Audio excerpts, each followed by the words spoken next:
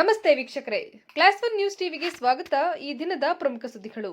ದೇವನಹಳ್ಳಿ ತಾಲೂಕಿನ ಹಾರೋಹಳ್ಳಿ ಗ್ರಾಮ ಪಂಚಾಯಿತಿಯು ವಿವಿಧ ಜನಪರ ಅಭಿವೃದ್ಧಿ ಪರ ಕೆಲಸ ಕಾರ್ಯಗಳನ್ನು ಕೈಗೊಂಡು ಜಿಲ್ಲೆಗೆ ಮಾದರಿ ಪಂಚಾಯಿತಿ ಆಗಬೇಕು ಎಂದು ಆಹಾರ, ನಾಗರಿಕ ಸರಬರಾಜು ಮತ್ತು ಗ್ರಾಹಕರ ವ್ಯವಹಾರಗಳ ಸಚಿವರು ಹಾಗೂ ಜಿಲ್ಲಾ ಉಸ್ತುವಾರಿ ಸಚಿವರಾದ ಕೆಎಚ್ ಮುನಿಯಪ್ಪ ಅವರು ಹೇಳಿದರು.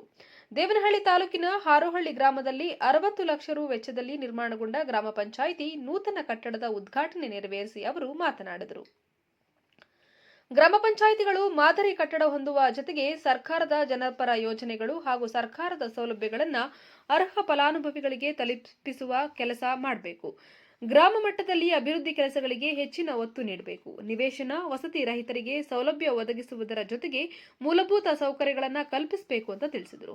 ಈ ಕಾರ್ಯಕ್ರಮದಲ್ಲಿ ಜಿಲ್ಲಾ ಪಂಚಾಯತ್ ಉಪ ಕಾರ್ಯದರ್ಶಿ ಶಿವಕುಮಾರ್, ತಾಲೂಕು ಪಂಚಾಯಿತಿ ಇಒ ಸಿಎಸ್ ಶ್ರೀನಾಥ್ ಗೌಡ, ಜಿಲ್ಲಾ ಗ್ಯಾರಂಟಿ ಯೋಜನೆಗಳ ಅನುಷ್ಠಾನ ಪ್ರಾಧಿಕಾರದ ಅಧ್ಯಕ್ಷ ಬಿ ರಾಜಣ್ಣ, ಬಯಪ ಅಧ್ಯಕ್ಷ ವಿ ಶಾಂತಕುಮಾರ್, ದೇವನಹಳ್ಳಿ ತಾಲೂಕು ಗ್ಯಾರಂಟಿ ಅನುಷ್ಠಾನ ಪ್ರಾಧಿಕಾರದ ಅಧ್ಯಕ್ಷ ಸಿ ಜಗನ್ನಾಥ, ಹಾರೋಹಳ್ಳಿ ಗ್ರಾಮ ಪಂಚಾಯಿತಿ ಅಧ್ಯಕ್ಷರಾದ ಶ್ರೀಮತಿ ಸುಮಾದೇವಿ ಮಂಜುನಾಥ್, ಉಪಾಧ್ಯಕ್ಷರಾದ ಶ್ರೀಮತಿ ನರಸಮ್ಮ ಪೂಜಪ್ಪ, ಪ್ರಬಲ ಮುಖಂಡರಾದ ಹಾರೋಹಳ್ಳಿ ರಘು, ಬಮೂಲ್ ನಿರ್ದೇಶಕರಾದ ಎಸ್ಪಿ ಮುನಿರಾಜು, ಕೆಪಿಸಿಸಿ ಸದಸ್ಯ ಚಿನ್ನಪ್ಪ, ದೇವನಹಳ್ಳಿ ಬ್ಲಾಕ್ ಕಾಂಗ್ರೆಸ್ ಅಧ್ಯಕ್ಷ ಕೆಸಿ ಮಂಜುನಾಥ್, ವಿಜಯಪುರ ಬ್ಲಾಕ್ ಕಾಂಗ್ರೆಸ್ ಅಧ್ಯಕ್ಷ ವೆಂಕಟೇಶ್, ಹಾರೋಹಳ್ಳಿ ಗ್ರಾಮ ಪಂಚಾಯಿತಿ ಪಿಡಿಒ ಎಸ್ಎಂಡಿ ಇಸಾಕ್, ಕಾರ್ಯದರ್ಶಿ ರಾಜೇಶ್ ಸೇರಿದಂತೆ ಹಾರೋಹಳ್ಳಿ ಗ್ರಾಮ ಪಂಚಾಯಿತಿ ಸರ್ವ ಸದಸ್ಯರು, ಸಿಬ್ಬಂದಿ ವರ್ಗದವರು ಹಾಗೂ ಗ್ರಾಮಸ್ಥರು ಉಪಸ್ಥಿತರಿದ್ದರು.